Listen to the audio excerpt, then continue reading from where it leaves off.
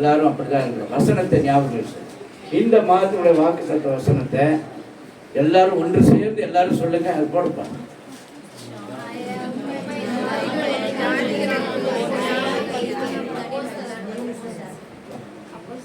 எப்படி ஸ்பீடா இப்பதான் நின்னுக்குது. 1 2 3.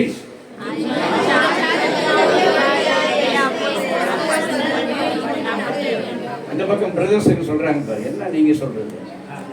1 2 3.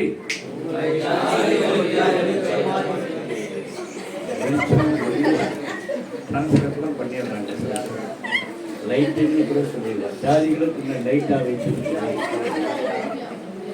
இங்க இருக்கிற மாதிரி சொல்லுங்க. எல்லாம் லைட்டு ஒளி வெளிச்சம் எல்லாம் ஒண்ணுதான். ஆனா இங்க இருக்கிற மாதிரி வெளுக்குன்னு நம்ம அந்த கன்னடத்தில் சொல்ல சொன்னோம். இப்ப மறுபடியும் பிரதர்ஸ் பாருங்க ஜெயிக்கிறாங்க பாருங்க. அவங்களாம் ஜெயிக்க பிறந்தவங்க வீட்டுல. 1 2 3.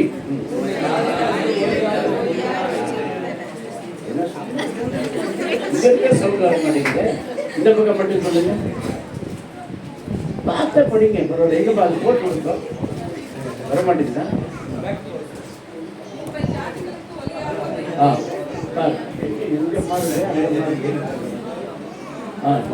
இப்ப பார்த்து சொல்லுங்க. பார்த்து படிக்கிற மாதிரி இருக்கணும் சவுண்டு. அப்ப ஒருத்தர கேட்க போறேன். எங்க லீனா காணோம். அப்புறம் இந்த பக்கம் சிஸ்டர்ஸ் சீக்கிரமா.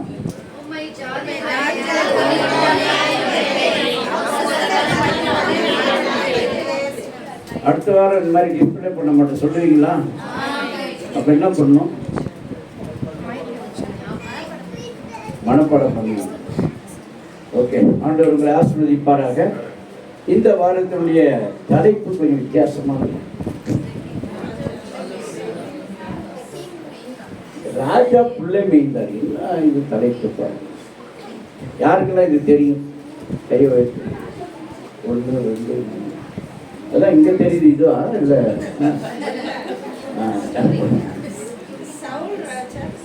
சவுல் ராஜா புள்ளை மேய்ந்தார். Very good. தானியேல்.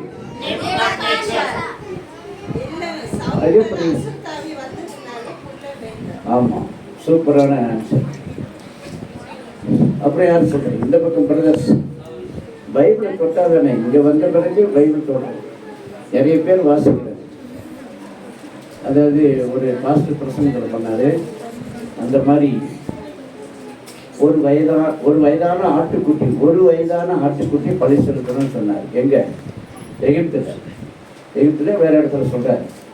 ஆனா அதை படிக்கிறவங்க ஒரு வயதான ஆட்டுக்குட்டியை பழி செலுத்தணும். அப்ப என்ன ஆகி போச்சுன்னா வயசான ஒரு அப்படின்னு அந்த பிரசங்க யார் கேட்டுக்கிறீங்க?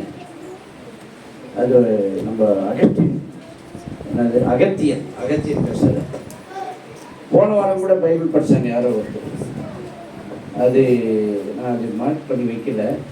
அதில் கூட அப்படிதான் ஏதோ ஒரே வார்த்தையை 2ஆ பிரிச்சு கொடுத்தாரு. சரி, இங்க நம்ம கவனிப்போம். அப்போ ராஜா என்ன பண்றாரு? புல்லை மேய்ந்தார்.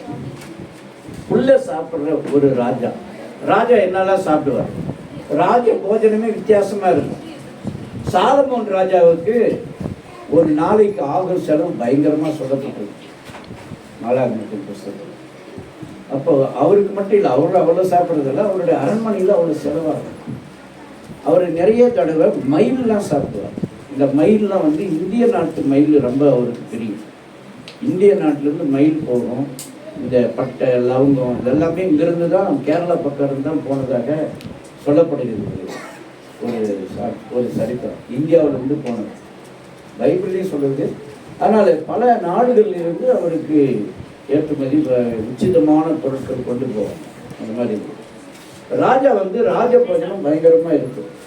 அதில் குடி மற்றபடி நல்ல எல்லா விதமான மாம்சமும் நல்ல பல வகையான ஆகாரங்கள் இருக்கும். அதை தானியலில் வாசிக்கிறோம்.